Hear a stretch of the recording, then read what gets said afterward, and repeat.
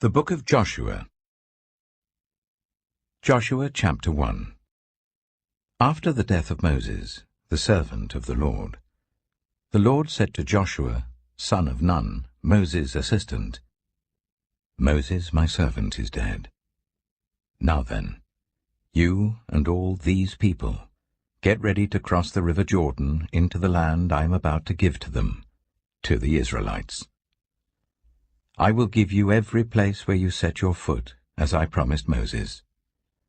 Your territory will extend from the desert to Lebanon, and from the great river, the Euphrates, all the Hittite country, to the Mediterranean Sea in the west. No one will be able to stand against you all the days of your life. As I was with Moses, so I will be with you. I will never leave you nor forsake you. Be strong and courageous, because you will lead these people to inherit the land I swore to their ancestors to give them. Be strong and very courageous. Be careful to obey all the law my servant Moses gave you. Do not turn from it to the right or to the left, that you may be successful wherever you go. Keep this book of the law always on your lips. Meditate on it day and night, so that you may be careful to do everything written in it. Then you will be prosperous and successful. Have I not commanded you? Be strong and courageous. Do not be afraid. Do not be discouraged. For the Lord your God will be with you, wherever you go. So Joshua ordered the officers of the people, Go through the camp and tell the people, Get your provisions ready. 3 days from now you will cross the Jordan here to go in and take possession of the land the Lord your God is giving you for your own. But to the Reubenites, the Gadites, and the half-tribe of Manasseh, Joshua said, Remember the command that Moses the servant of the Lord gave you after he said, The Lord your God will give you rest by giving you this land. Your wives, your children, and your livestock may stay in the land that Moses gave you east of the Jordan, but all your fighting men, ready for battle, must cross over ahead of your fellow Israelites. You are to help them until the Lord gives them rest, as he has done for you, and until they too have taken possession of the land that the Lord your God is giving them. After that, you may go back and occupy your own land, which Moses, the servant of the Lord, gave you east of the Jordan, towards the sunrise. Then they answered Joshua, Whatever you have commanded us we will do, and wherever you send us we will go. Just as we fully obeyed Moses, so we will obey you. Only may the Lord your God be with you, as he was with Moses. Whoever rebels against your word and does not obey it, whatever you may command them, will be put to death. Only be strong and courageous. Joshua chapter 2. Then Joshua son of Nun secretly sent 2 spies from Shittim. Go, look over the land, he said, especially Jericho. So they went and entered the house of a prostitute named Rahab, and stayed there.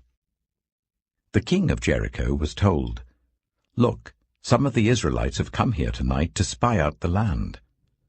So the king of Jericho sent this message to Rahab, Bring out the men who came to you and entered your house, because they have come to spy out the whole land. But the woman had taken the 2 men and hidden them. She said, Yes, the men came to me, but I did not know where they had come from. At dusk, when it was time to close the city gate, they left. I don't know which way they went. Go after them quickly. You may catch up with them. But she had taken them up to the roof and hidden them under the stalks of flax she had laid out on the roof. So the men set out in pursuit of the spies on the road that leads to the fords of the Jordan, and as soon as the pursuers had gone out, the gate was shut. Before the spies lay down for the night, she went up on the roof and said to them, I know that the Lord has given this land to you, and that a great fear of you has fallen on us, so that all who live in this country are melting in fear because of you. We have heard how the Lord dried up the water of the Red Sea for you when you came out of Egypt, and what you did to Sihon and Og, the 2 kings of the Amorites east of the Jordan, whom you completely destroyed. When we heard of it, our hearts sank, and everyone's courage failed because of you, for the Lord your God is God in heaven above and on the earth below. Now then, please swear to me by the Lord that you will show kindness to my family, because I have shown kindness to you. Give me a sure sign that you will spare the lives of my father and mother, my brothers and sisters, and all who belong to them, and that you will save us from death. Our lives for your lives, the men assured her. If you don't tell what we are doing, we will treat you kindly and faithfully when the Lord gives us the land. So she let them down by a rope through the window, for the house she lived in was part of the city wall. She said to them, "Go to the hills, so that the pursuers will not find you. Hide yourselves there for 3 days until they return, and then go on your way." Now the men had said to her, "This oath you made us swear will not be binding on us unless, when we enter the land, you have tied this scarlet cord in the window through which you let us down, and unless you have brought your father and mother, your brothers, and all your family into your house. If any of them go outside your house into the street, their blood will be on their own heads. We will not be responsible. As for those who are in the house with you, their blood will be on our head if a hand is laid on them. But if you tell what we are doing, we will be released from the oath you made us swear." "Agreed," she replied. "Let it be as you say." So she sent them away, and they departed, and she tied the scarlet cord in the window. When they left, they went into the hills and stayed there 3 days, until the pursuers had searched all along the road and returned without finding them. Then the 2 men started back. They went down out of the hills, forded the river, and came to Joshua, son of Nun, and told him everything that had happened to them. They said to Joshua, "The Lord has surely given the whole land into our hands. All the people are melting in fear because of us." Joshua chapter 3. Early in the morning, Joshua and all the Israelites set out from Shittim and went to the Jordan, where they camped before crossing over. After 3 days, the officers went throughout the camp giving orders to the people. "When you see the Ark of the Covenant of the Lord your God, and the Levitical priests carrying it, you are to move out from your positions and follow it. Then you will know which way to go, since you have never been this way before. But keep a distance of about 2,000 cubits between you and the ark. Do not go near it." Joshua told the people, "Consecrate yourselves, for tomorrow the Lord will do amazing things among you." Joshua said to the priests, "Take up the Ark of the Covenant and pass on ahead of the people." So they took it up and went ahead of them.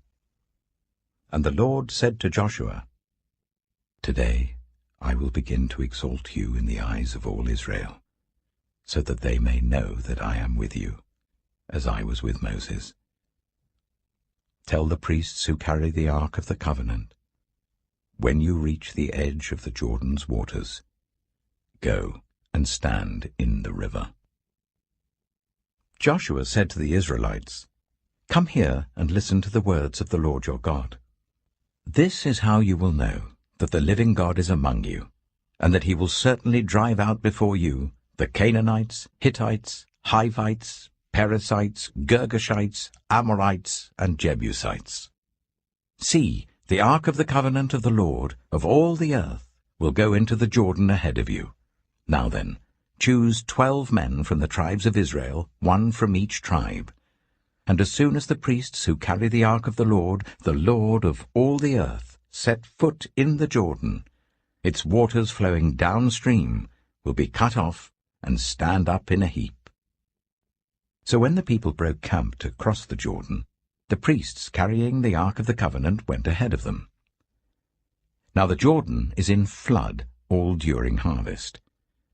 Yet as soon as the priests who carried the ark reached the Jordan, and their feet touched the water's edge, the water from upstream stopped flowing. It piled up in a heap a great distance away at a town called Adam, in the vicinity of Zarethan, while the water flowing down to the sea of the Arabah, that is the Dead Sea, was completely cut off. So the people crossed over opposite Jericho.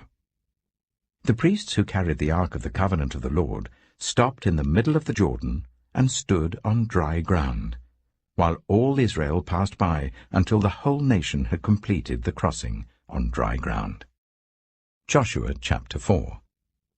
When the whole nation had finished crossing the Jordan, the Lord said to Joshua, "Choose 12 men from among the people, 1 from each tribe, and tell them to take up 12 stones from the middle of the Jordan, from right where the priests are standing, and carry them over with you and put them down at the place where you stay tonight." So Joshua called together the 12 men he had appointed from the Israelites, 1 from each tribe, and said to them, "Go over before the ark of the Lord your God into the middle of the Jordan. Each of you is to take up a stone on his shoulder, according to the number of the tribes of the Israelites, to serve as a sign among you. In the future, when your children ask you, 'What do these stones mean?' tell them that the flow of the Jordan was cut off before the Ark of the Covenant of the Lord. When it crossed the Jordan, the waters of the Jordan were cut off. These stones are to be a memorial to the people of Israel forever." So the Israelites did as Joshua commanded them. They took 12 stones from the middle of the Jordan, according to the number of the tribes of the Israelites, as the Lord had told Joshua, and they carried them over with them to their camp where they put them down. Joshua set up the 12 stones that had been in the middle of the Jordan at the spot where the priests who carried the Ark of the Covenant had stood, and they are there to this day. Now the priests who carried the ark remained standing in the middle of the Jordan until everything the Lord had commanded Joshua was done by the people, just as Moses had directed Joshua. The people hurried over, and as soon as all of them had crossed, the ark of the Lord and the priests came to the other side while the people watched. The men of Reuben, Gad, and the half-tribe of Manasseh crossed over, ready for battle, in front of the Israelites, as Moses had directed them. About 40,000 armed for battle crossed over before the Lord to the plains of Jericho for war. That day the Lord exalted Joshua in the sight of all Israel, and they stood in awe of him all the days of his life, just as they had stood in awe of Moses. Then the Lord said to Joshua, "Command the priests carrying the Ark of the Covenant law to come up out of the Jordan." So Joshua commanded the priests, "Come up out of the Jordan." And the priests came up out of the river carrying the Ark of the Covenant of the Lord. No sooner had they set their feet on the dry ground than the waters of the Jordan returned to their place and ran in flood as before. On the 10th day of the 1st month, the people went up from the Jordan and camped to Gilgal on the eastern border of Jericho. And Joshua set up at Gilgal the 12 stones they had taken out of the Jordan. He said to the Israelites, "In the future, when your descendants ask their parents, 'What do these stones mean?'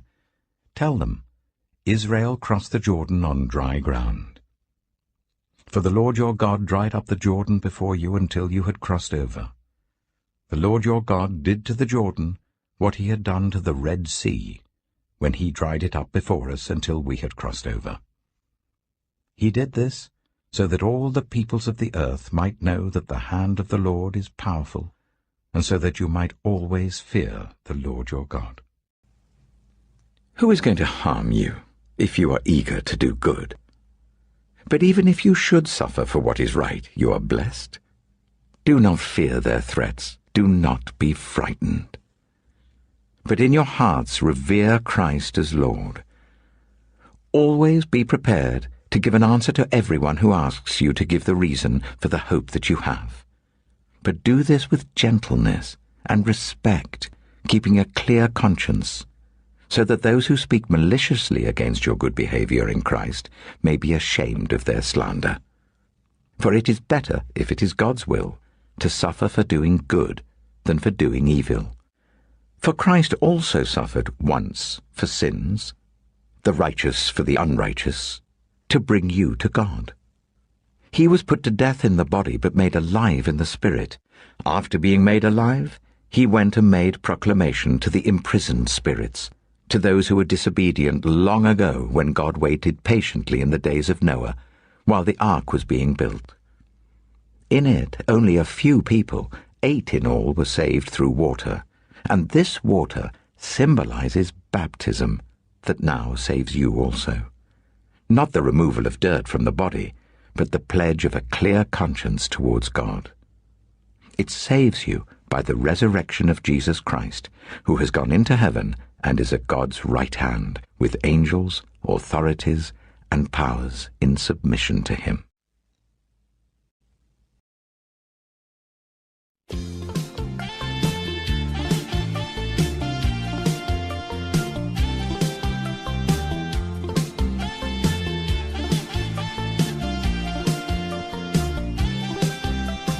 I'm so young and you're so old. This, my darling, I've been told.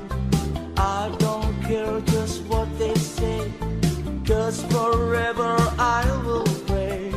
You and I will be as free as the birds up in the trees. Oh, please stay by me, Diana.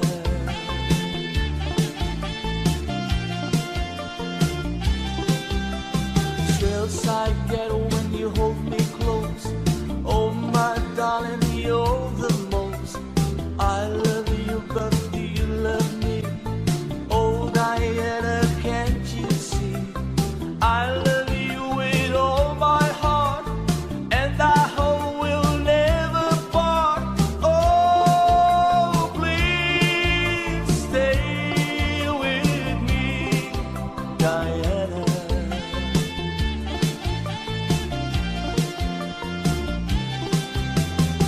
Oh, my darling, oh, my lover, tell me that there is no other.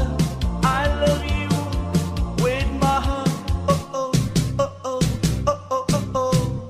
Only you can take my heart. Only you can tear it apart. When you hold me in your loving arms, I can feel you giving all your charms. Hold